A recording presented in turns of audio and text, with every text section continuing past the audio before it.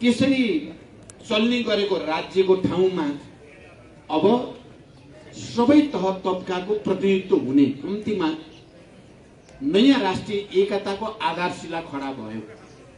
यो पूर्ण भयो भनेर हामीले कहिले पनि भनेका छैनौं। यसलाई अझ विकसित गर्नु छ, यसलाई अझै परिमार्जित गर्नु छ, संविधानलाई अझै संशोधन गरेर सबै जात जाति भाषा भाषी क्षेत्र वर्ग समुदायलाई अझै एकताबद्ध गर्नु छ। तर इतिहासको सामन्ती युगको हिजोको अवस्था र आजको गणतन्त्रको युगको अवस्थामा नयाँ राष्ट्रिय एकता नयाँ संविधानले कायम गरेकै छ। मैले के देख्छु भने हामी हिजो पञ्चायत विरोधी आन्दोलनको क्रममा होस् या गणतन्त्रको निम्ति आन्दोलनको क्रममा हामीले जे भोगेका र देखेका थियौं, नेपाली समाजले जे भोगेको थियो त्यसको ठीक विपरीत संघीय लोकतान्त्रिक गणतन्त्रले नयाँ राष्ट्रिय एकता कायम गरेकै हो।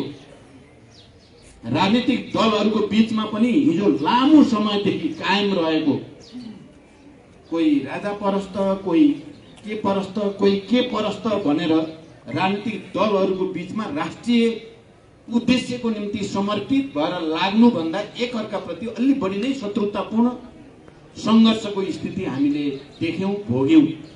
तर जनयुद्धले नै र जनयुद्धको जगमा भएको जनआन्दोलन समेतको समायोजनले नै नेपालका राजनीतिक दलहरूको बीचमा पनि एउटा नयाँ संकल्प, नयाँ एकता, संविधान सभाको निम्ति संघर्ष, संघीय गणतन्त्रको निम्ति संघर्ष र एउटा नयाँ समृद्ध नेपाल निर्माणको निम्ति संघर्ष गर्ने एउटा नयाँ संकल्पको आधारशिला खडा गर्यो। म आजको दिन 27औं जनयुद्ध दिवसको सन्दर्भमा यो कुरालाई म विशेष जोड गरेर भन्न चाहन्छु। नयाँ राष्ट्रिय एकता कायम भएको हो र यो नयाँ राष्ट्रिय एकताले सामाजिक सद्भाव, समाजमा सबै आफू विस्तारै अधिकार सम्पन्न हुँदै गएको र हुँदै जाने विश्वास यसले पैदा गर्यो।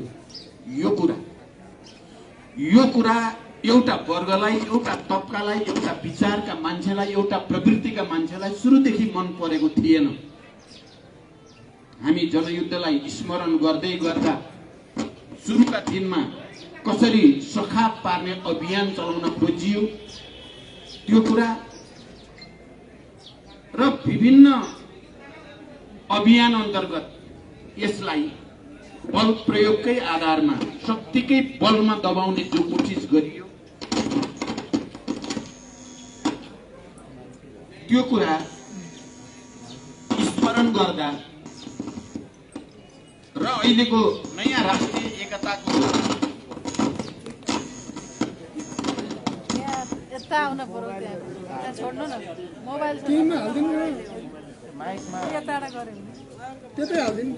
त्यो कुरा स्मरण गर्दा हामी सबै विशेष रूपले गम्भीर हुन जरुरी छ। आज एकचोटि फेरि जनयुद्ध र त्यसले ल्याएका परिवर्तनलाई केही गरी कमजोर पार्न सकिन्छ कि भन्ने प्रयासहरू फेरि नयाँ सिराबाट आउन खोजेका छन्। नेपालको लोकतान्त्रिक आन्दोलन र नेपालको राष्ट्रिय स्वाधीनताको आन्दोलनलाई, लोकतान्त्रिक आन्दोलन र राष्ट्रिय स्वाधीनताको आन्दोलनलाई कमजोर पार्ने र यो परिवर्तनको नेतृत्वको रूपमा नेकपा माओवादी केन्द्रलाई कमजोर पार्ने प्रयासहरू अहिले नयाँ ढंगले अगाडि आएका छन्। आज जनयुद्ध दिवस मनाउनुको हाम्रो तात्पर्य एकचोटि फेरि नयाँ संकल्प लिनुपर्ने, राष्ट्रिय स्वाधीनताको निम्ति र प्राप्त लोकतान्त्रिक अधिकारको रक्षाको निम्ति संविधान र त्यसमा राखिएका प्रावधानहरू, जनपक्षीय प्रावधानलाई अझ परिमार्जन गर्ने संकल्प सहित हामीले अगाडि जानु छ। आजको दिनले हामी सबैलाई, देशभरि रहेका, देश बाहिर रहेका तमाम क्रान्तिकारीहरूलाई एउटा नयाँ ऊर्जा प्राप्त गर्ने, नयाँ संकल्प लिने, नयाँ कमिटमेन्टको निम्ति आजको दिन ऐतिहासिक दिन बनेको छ। र म हिजो जनयुद्धको प्रारम्भिक तयारीको योजना बनाउँदै गर्दाका दिनहरू स्मरण गर्दै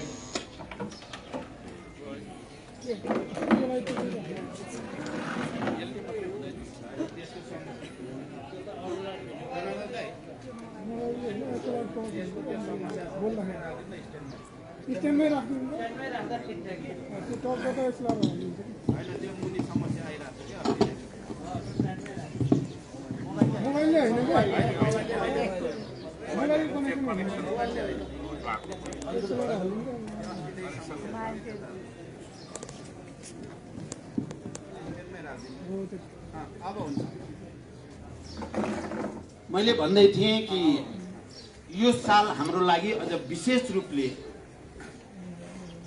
प्राप्त अधिकारको रक्षा र राष्ट्रिय स्वाधीनताको सुदृढीकरणको निम्ति एकचोटि फेरि नयाँ संकल्प लिने दिन हो। म देशभित्र र देश बाहिर रहेका तमाम क्रान्तिकारी कमरेडहरू, मित्रहरू र यो देशमा उत्पीडित वर्ग, जाति, क्षेत्र, समुदायको हक अधिकारका पक्षपाती तमाम जनसमुदाय प्रति पनि म विशेष अपील गर्न चाहन्छु। आजको दिन हामी सबैले फेरि एउटा नयाँ एकता कायम गर्ने, नयाँ ऊर्जा सहित नयाँ अभियानमा प्रवेश गर्ने दिनको रूपमा यसलाई बदल्न जरुरी छ। तपाईं हामी हेर्यो भने हामी पटक पटक प्रतिक्रियावादी, प्रतिक्रान्तिकारी, अवसरवादीहरूले जनयुद्धका उपलब्धिहरूलाई कमजोर पार्ने या उल्ट्याउने षड्यन्त्रका विरुद्ध हामी सङ्घर्ष कुनै न कुनै रूपमा गर्दै आएका छौँ र गत सालदेखि अहिले हामी सबैले प्रत्यक्ष रूपले भोग्यौं।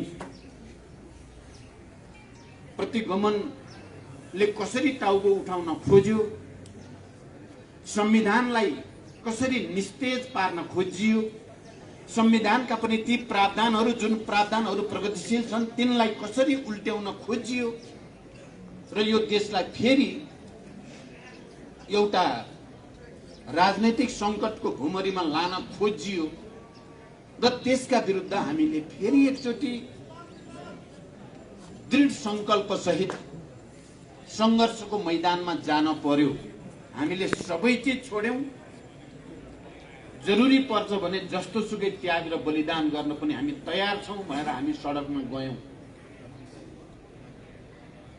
जब हामीले प्रतिगमन र उपलब्धिलाई उल्ट्याउन खोज्ने प्रवृत्तिका विरुद्ध जनतालाई अपील गर्यौं र हामी आफै सडकमा पुग्यौं, लाखौं लाख जनताहरू देशव्यापी रूपमा त्यसको पक्षमा खडा भयो र निकै ठूलो डिजाइन अन्तर्गत अगाडि बढाइएको प्रतिगामी कदम असफल भयो। एकचोटि फेरि नेपाली जनता, एकचोटि फेरि क्रान्तिकारी नेतृत्व सफल भयो र अहिले जुन गठबन्धनको स्थिति, सरकारको स्थिति छ र हामी त्यो मार्फत फेरि एउटा नयाँ निर्वाचनको प्रक्रियामा प्रवेश गर्ने र संविधानलाई, जनताका अधिकारलाई अझ विकसित र परिमार्जन गर्ने प्रक्रियामा छौं। हामी त्यहाँसम्म आइ त पुगेका छौं, तर क्रान्ति र प्रतिक्रान्तिको लडाईँमा अन्तिममा कसले जित्छ यो प्रक्रिया भित्र भन्ने कुराको अन्तिम टुङ्गो अझै लागेको छैन। पराजित प्रतिगमनकारी प्रवृत्ति चुप लागेर बसेको छैन, उसले अझै पनि प्रतिगमन गराउने नै कसरत चलाइराखेको छ र त्यसलाई मलजल गर्ने देशभित्र र बाहिर विभिन्न खालका प्रतिक्रियावादी शक्तिहरू सक्रिय नै छन्। अहिले कुनै तरिकाले प्रतिगमन विरोधी आन्दोलनका कारण त्यो प्रक्रियाबाट पैदा भएको यो गठबन्धनलाई टुटाउनको निम्ति, यो सरकारलाई गिराउनको निम्ति, निर्वाचन प्रक्रियालाई बिथोल्नको निम्ति अनेक खालका प्रपञ्चहरू छन् भइरहेका छन् तपाईँ हामीले देखिरहेका छौँ। हामीले गठबन्धन बनाउँदा केही सैद्धान्तिक र केही राजनीतिक मान्यताहरूलाई अगाडि सारेका थियौँ र तिनै मान्यताका आधारमा गठबन्धन बनाएका हौँ। तपाईँ हामी सबैलाई थाहा छ, संविधानको रक्षा, लोकतान्त्रिक गणतन्त्रको रक्षा र राष्ट्रियताको रक्षामा हामी एकमत भएर त्यसैलाई लिपिबद्ध गरेर त्यसैको आधारमा आन्दोलित हुँदै हाम्रो गठबन्धन बनेको हो र यो सरकार पनि गठन भएको हो। हामीले कुनै देश विशेषसँग गरेका सहमति, सम्झौता या परियोजना या आर्थिक सहयोग, लेनदेन त्यसको आधारमा गठबन्धन बनाएको होइन र यो गठबन्धन सुदृढ हुँदै जाने या कमजोर बन्ने भन्ने कुरा हामीले यो गठबन्धन निर्माण गर्दा जुन सैद्धान्तिक र राजनीतिक मान्यतामा खडा थियौँ, हामी त्यही मान्यतामा खडा भएर यो गठबन्धनलाई अगाडि बढाउनु पर्दछ र नेपालको संविधान, नेपालको गणतन्त्र, लोकतान्त्रिक गणतन्त्र र राष्ट्रियताको रक्षा म सम्पूर्ण नेपाली जनसमुदाय, सम्पूर्ण नेपाली दिदीबहिनी दाजुभाइहरूलाई विशेष रूपले अपिल गर्न चाहन्छु। हामी सबैले यो कुरालाई विचार गरौँ। संविधानको रक्षा, लोकतन्त्रको रक्षा र राष्ट्रियताको रक्षाको निम्ति गठबन्धन गरिएको हो। कुनै एउटा खास परियोजना गर्ने या नगर्ने भन्ने आधारमा यो गठबन्धन गरिएको होइन। आज यदि कसैले कुनै एउटा परियोजनासँग सम्बन्धित गराएर गठबन्धनको भाग्य र भविष्य बारे सोध्छ भने त्यसको हाम्रो ऐतिहासिक धरातल भत्काउने जस्तै हुन जान्छ। म यो पक्षमा आम जनतासँग अपिल गर्न चाहन्छु। हामीले यो गठबन्धन जुन मूल्य, जुन मान्यतामा टेकेर चाहिँ बनाएका हौँ, हामी त्यसैमा दृढ रहौँ। आम जनताले हामीलाई जे उद्देश्यको निम्ति साथ दिएको हो, मलाई विश्वास छ जनता अहिले पनि त्यही विश्वासमा, त्यही भरोसामा छन्। त्यसकारण जनताको यो भावना, जनताको यो समर्थन, भरोसालाई हामी कसैले पनि मिनिमाइज गर्न हुँदैन। हामी सबैले त्यसलाई उच्च सम्मान गर्नुपर्दछ र त्यसको जनताको त्यो मर्म र भावना अन्तर्गत नै अरू सबै परिघटनाहरू हुन्छन्, राख्नुपर्छ भनेर म विशेष रूपले भन्न चाहन्छु। म जाँदा जाँदै अब धेरै लामो व्याख्या गर्न सम्भव पनि छैन, समय पनि छैन। आज म जनकपुरमा पनि जाँदैछु। पोहोर साल जनयुद्ध दिवस मनाउँदै गर्दा बर्दिया जिल्ला, जहाँ सबभन्दा बढी बेपत्ता भएको जिल्ला छ जनयुद्धका क्रममा, त्यहाँको एउटा गाउँपालिकाको सरकारले सरकारकै हैसियतबाट जनयुद्ध दिवस मनाएको थियो। केही प्रकाशनहरू, केही सम्मान कार्यक्रमहरू राखेको थियो, सम्मानहरू राखेको थियो। अहिले यो पटक त्यसमा एउटा नयाँ फड्को भन्नुपर्छ। मधेसमा त्यहाँको सरकारकै तर्फबाट जनयुद्ध दिवस मनाउने भनेर निर्णय भएको छ र मलाई प्रमुख अतिथिको रूपमा निम्ता गरिएको छ। म के चाहन्छु भने अब सबै प्रदेश सरकार र केन्द्र सरकारले पनि जनयुद्ध दिवस मनाउन म अपिल गर्न चाहन्छु।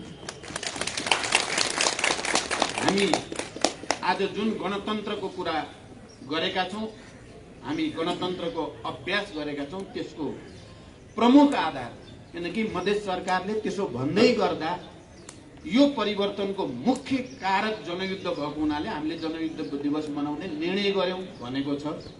म हाम्रा मुख्यमन्त्री भएका सरकारहरू र अरू जो कोही मुख्यमन्त्री भएका सरकारहरूलाई पनि यसै गरी यो दिवसलाई जति सम्मानित गर्यो संघीय लोकतान्त्रिक गणतन्त्र त्यति सुदृढ हुन्छ।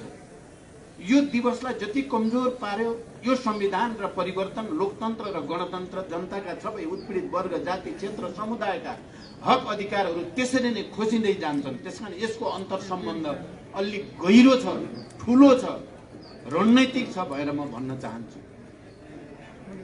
र छिटै केन्द्रबाट पनि त्यो होस् हुनेछ भनेर पनि म विश्वास व्यक्त गर्न चाहन्छु।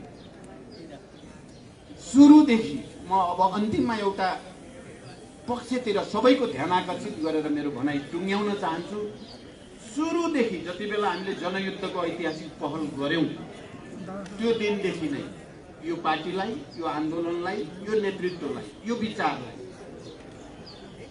कमजोर पार्ने अनेक षड्यन्त्रहरू भए हामीले सामना गर्यौं र त्यसको पराकाष्ठाका रूपमा ठुलठुला नरसंहारहरू, गाउँ गाउँमा बलात्कार, हत्या, हिंसाका विभीषिकाहरू हामीले नजिकबाट हेर्यौं, देख्यौं, भोग्यौं र नेतृत्वलाई सम्पूर्ण रूपले सखाप पार्ने भनेर टाउको काट्ने, झोलामा ल्याउने कुराहरू पनि हामीले देख्यौं, सुन्यौं, भोग्यौं।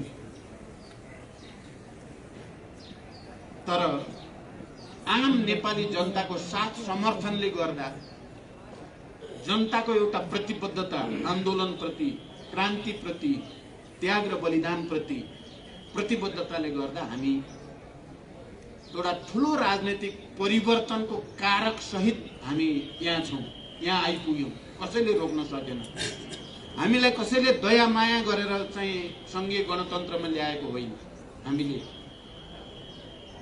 त्याग र बलिदानका अनगिन्ती कीर्तिमानहरू कायम गरेर हजारौं हजार शहीदहरूको, बेपत्ता योद्धाहरूको बलिदान र तमाम क्रान्तिकारी कम्युनिस्टहरूको एकताबद्ध पहलको कारणले हामी आज यहाँ छौं। अहिले पनि त्यो संघर्ष चाहिँ भिन्न रूपमा जारी नै छ। अहिले पनि यो परिवर्तन र उपलब्धि उल्ट्याउनको लागि नेतृत्वलाई के गरी बदनाम गर्न सकिन्छ, के गरी कमजोर पार्न सकिन्छ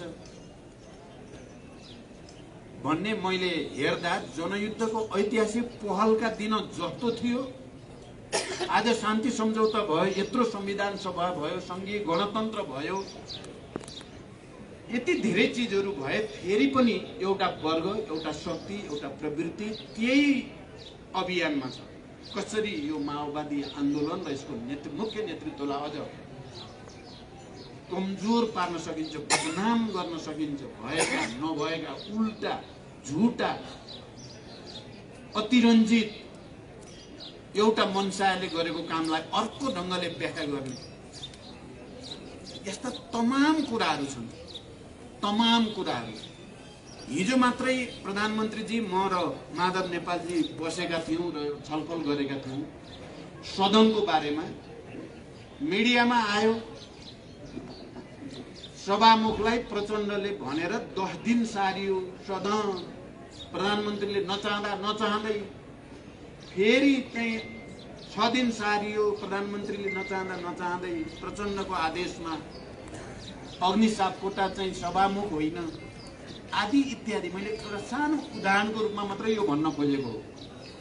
हामी हिजो छलफल गर्यौं, यो के विचित्र हो। यो प्रधानमन्त्री आफैले कोभिडको यो स्थितिमा 10 दिन सार्नुपर्छ भनेर प्रस्ताव राख्नुभयो, मैले ठिकै हो भने।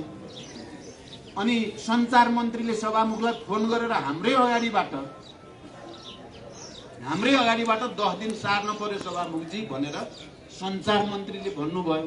तर मिडियामा चाहिँ प्रचण्डलाई के गरी बदनाम गर्न सकिन्छ यो प्रक्रियामा र जनतालाई के गरी भ्रमित पार्न सकिन्छ भन्ने षड्यन्त्रको अङ्गको रूपमा प्रचार गरियो। हिजो प्रधानमन्त्रीजीले भन्नुभयो, भनिदिनुहोस् जनतालाई यो झुटो कुरा हो, प्रधानमन्त्रीले नै गरेको भनिदिनुहोस् भनेर भन्नुभयो। म आज त्यो भन्न पनि चाहे। मैले यो त सानो उदाहरण भनेको। यस्ता थुप्रै कुराहरू छन्, ठुल्ठुला कुरा पनि छन्। तर मलाई के विश्वास छ भने हामी माओवादीहरू दृढता साथ र एकताबद्ध रूपले अगाडि जाँदा र नेपाली जनतासँग हाम्रो सम्बन्धलाई हामीले अझ सुमधुर, अझ चाहिँ दह्रो बनाउँदै जाँदा, जसरी हिजो हामीलाई सखाप पार्न चाहँदै पनि हामी एउटा ठुलो राजनीतिक परिवर्तनको कारक सहित हामी यहाँ उपस्थित भयौं। अहिले हामीलाई बदनाम गर्ने, कमजोर पार्ने, विभाजित गर्ने तमाम षड्यन्त्रलाई पनि हामी परास्त गरेर अझ विजयी भएर हामी समाजवादको यात्रामा अगाडि बढ्न सक्छौं भन्ने मेरो विश्वास अहिले पनि त्यत्तिकै कायम छ जति जनयुद्धको सुरुवात गर्ने बेलामा थियो। म यो कुरा आम नेपाली श्रमजीवी जनता, देशभित्र र बाहिरका तमाम दिदीबहिनी दाजुभाइहरूलाई म दृढताको साथ भन्न चाहन्छु। र अहिले पनि जो प्रतिगमन प्रतिक्रान्तिका षड्यन्त्र छन् त्यसलाई परास्त गर्नको निम्ति म सबै माओवादीहरू आफ्नो पहिचान हिजो जनयुद्धमा र त्यसका त्याग र बलिदानका कीर्तिमानद्वारा, त्यसमा भएका विचारको विकास र संश्लेषणका नयाँ नयाँ कीर्तिमानद्वारा गौरवान्वित भएका हामी सबै माओवादी घटकहरू अहिले विभिन्न रूपले विभाजित पनि छौं, कतिपय हामी एकताबद्ध पनि हुँदैछौं। विभाजन र एकताको एउटा नयाँ अनुभव पनि हाम्रो आन्दोलनले हासिल गरेको छ। म आजको दिन ती तमाम क्रान्तिकारी साथीहरूलाई प्रतिगमनका विरुद्ध, कम्तीमा पनि प्रतिक्रान्तिको षड्यन्त्रका विरुद्ध, माओवादी आन्दोलनलाई बदनाम गर्ने षड्यन्त्रका विरुद्ध फेरि एकचोटि एकताबद्ध हुन म विशेष रूपले अपिल गर्न चाहन्छु। हामीले सबैले आत्मसमीक्षा गरौं, कसले कहाँ के कति कमजोरी गरियो, खुला हृदयले आत्मसमीक्षा गर्न तयार हौं। र हामी सबै क्रान्तिकारी कम्युनिस्टहरू, माओवादी भन्दा बाहिर भएका पनि क्रान्ति आन्दोलन परिवर्तनप्रति इमानदार कम्युनिस्टहरू सबै एकताबद्ध हुन जरुरी छ। त्यसरी मात्रै हामीले राष्ट्रको, राष्ट्रिय स्वाधीनताको रक्षा र सुदृढीकरण, लोकतन्त्रको रक्षा र सुदृढीकरण र समाजवादको यात्रातिर अगाडि बढ्न सकिन्छ। म यो अपिल पनि आजको दिन विशेष रूपले गर्न चाहन्छु।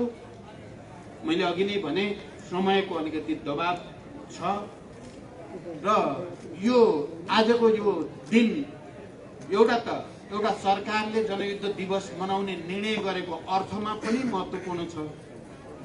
म मधेसको सरकारलाई यहाँबाट पनि विशेष रूपले धन्यवाद भन्न चाहन्छु, यो वातावरण बनाउने साथीहरूलाई पनि र आम मधेसी जनसमुदायलाई पनि, किनकि उहाँहरूका प्रतिनिधिहरूले चाहिँ यो साहसिक निर्णय उहाँहरूले गर्नु भएको छ। यसको पछि सबैले यसलाई पछ्याउने छन् भनेर म विश्वास पनि व्यक्त गर्न चाहन्छु। र आजकै दिन हाम्रो महान जनयुद्धको क्रममा महत्त्वपूर्ण भूमिकामा रहनु भएका र निकै अप्ठ्यारो दिनहरूमा पनि पार्टीलाई, आन्दोलनलाई र नेतृत्वको रक्षाको निम्ति धेरै महत्त्वपूर्ण भूमिका खेल्नु भएका हामी सबैले चिनेका छौं। कमरेड दीर्घराज श्रेष्ठ सिन्धुली जिल्लाका, उहाँ आफै आन्दोलनको एउटा सहभागी लोकप्रिय नेता पनि हुनुहुन्छ सिन्धुली जिल्लाको, र उहाँ शहीद परिवार पनि हुनुहुन्छ। उहाँका भाइ महेन्द्र श्रेष्ठ होनाहार क्रान्तिकारी कमान्डर हुनुहुन्थ्यो। उहाँको निर्ममतापूर्वक हत्या गरिएको छ र यस अर्थमा उहाँ महत्त्वपूर्ण हाम्रो शहीद परिवार पनि हो। उहाँ यस बीचमा विभाजनको एउटा बडो नमिठो श्रृङ्खला आयो, विविध कारणले उहाँ अर्कै ठाउँमा केन्द्रित हुनुहुन्थ्यो। अस्तिको दिन उहाँ कमरेड हरिबोल गजुरेल र दीर्घ श्रेष्ठ सल्लाह गरेर मकहाँ आउनुभयो र पार्टीमा समायोजित हुने, पार्टीमा जोडिने, मूल पार्टीमै जोडिन आवश्यक छ भन्ने उहाँले पनि महसुस गर्नुभयो।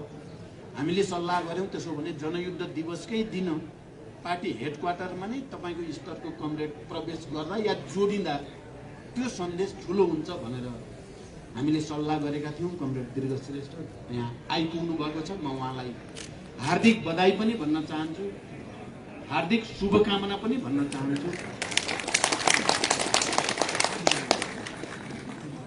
अब यो तपाईँ केही भनेर गर्ने कि के? त्यसो भएपछि म कमरेड दीर्घराज श्रेष्ठलाई अगाडि आउन र म तपाईलाई स्वागत गर्न चाहन्छु।